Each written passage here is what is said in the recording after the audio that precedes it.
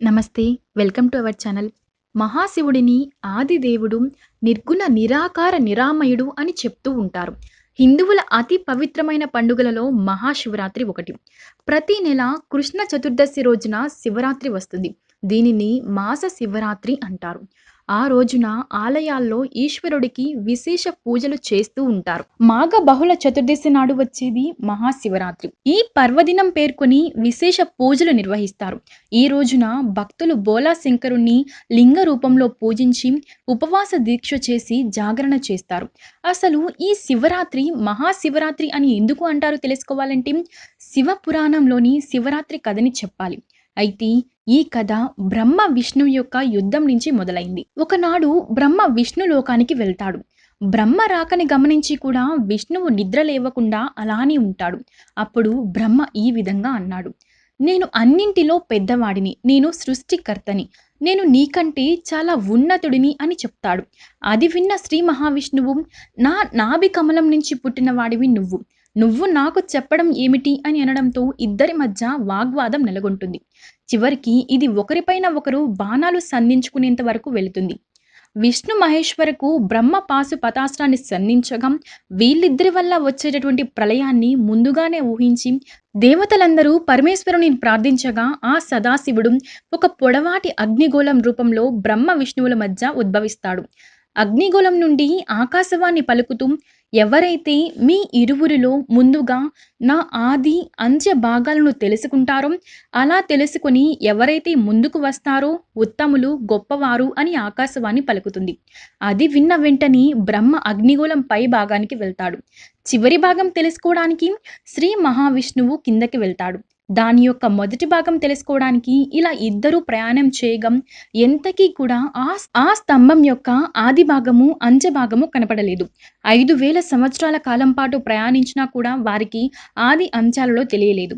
మహావిష్ణువు ఎంత దూరం ప్రయాణించినా కూడా ఆది భాగం తెలియకపోవడంతో ఎక్కడ మొదలు పెట్టారో అక్కడికి తిరిగి వెళ్ళిపోవాలి అని నిర్ణయించుకొని తిరుగు ప్రయాణం అవుతారు. అయితే బ్రహ్మ ప్రయాణిస్తుండగా మార్గ మధ్యలో బ్రహ్మదేవునికి మొగలి పువ్వు కనిపిస్తుంది. ఆ మొగలి పువ్వుని బ్రహ్మ, నువ్వు ఎక్కడి నుంచి వస్తున్నావు అని అడగగా ఆ పువ్వు, నేను ఈ స్తంభం యొక్క చివరి భాగం నుంచి వస్తున్నాను అని చెప్తుంది. నువ్వు ప్రయాణం చేయడం మొదలుపెట్టి ఎంతకాలం అయింది అని బ్రహ్మదేవుడు అడగగా కొన్ని వేల సంవత్సరాలు దాటిపోయిందని మొగలి పువ్వు చెప్తుంది. అంత దూరం ప్రయాణం చేస్తే విష్ణువు చేతిలో ఓడిపోతానన్న భయంతో బ్రహ్మదేవుడు ఆ మొగలి పువ్వుతో, నువ్వు నా వెంట వచ్చి శ్రీ మహావిష్ణువు, నేను ఈ అగ్నిగోళం యొక్క అంచె భాగాన్ని చూశాను అని కోరుకుంటూ అది విన్న మొగలి పువ్వు అంగీకరిస్తుంది. అక్కడే బ్రహ్మదేవుడికి కామధేనువు కూడా కనిపిస్తుంది. దానిని కూడా సాక్ష్యం చెప్పమని అడుగుతాడు. కామధేనువు కూడా అంగీకరిస్తుంది. ఇద్దరిని వెంట పెట్టుకుని బ్రహ్మ బయలుదేరిన చోటికి వస్తాడు. శ్రీ మహావిష్ణువు తాను ఓడిపోయానని ఒప్పుకుంటాడు. బ్రహ్మదేవుడు తాను ఈ అగ్నిగోళం యొక్క అన్నీ చూశాను, దానికి సాక్ష్యం మొగలి పువ్వు, ఆ కామధేనువు అని చెప్తాడు. మొగలి పువ్వు అవును, బ్రహ్మదేవుడు అంత్య భాగాన్ని చూశాడు అని సాక్ష్యం చెప్తుంది. అవును అను తల ఆడించి కాదు అన్నట్లుగా అంతటా అగ్నిగోళ నుంచి పరమేశ్వరుడు ప్రత్యక్షమవుతాడు. పరమేశ్వరుడు బ్రహ్మతో, సృష్టికర్తవైన నువ్వు అబద్ధపు సాక్ష్యం చెప్తావా? ఇలా చేస్తే భక్తులు మనల్ని ఎలా నమ్ముతారు? అబద్ధం చెప్పావు కనుక ఆనాటి నుంచి నీవు పూజకు అర్హత లేని వాడివి. నీకు దేవాలయాలు, పూజలు నిషిద్ధం. అదేవిధంగా నీకు సాక్ష్యం చెప్పినందుకు గాను మొగలి పువ్వు ఈనాటి నుంచి పూజ అర్హతను కోల్పోయింది. కామధేనువు తలతో అబద్ధం చెప్పినప్పటికీ తోకతో నిజమే పలికినా కనుక తోక పుణ్యస్థలంగా మారుతుంది. శ్రీ మహావిష్ణువు నిజాయితీగా ఓటమిని అంగీకరించినందున అందుకుగాను నా పూజలు సగభాగం విష్ణువుకి చెందుతుంది. ఎవరైతే విష్ణువును పూజించి నన్ను పూజిస్తారో వారికి పూజలో పూర్తి ఫలితం ఉంటుంది.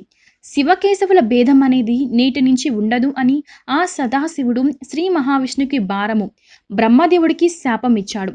అలా ఉద్భవించినటువంటి అగ్నిగోళం ఆ తర్వాతి కాలంలో శివలింగం పూజలందుకుంటుంది అని పరమేశ్వరుడు చెప్తాడు.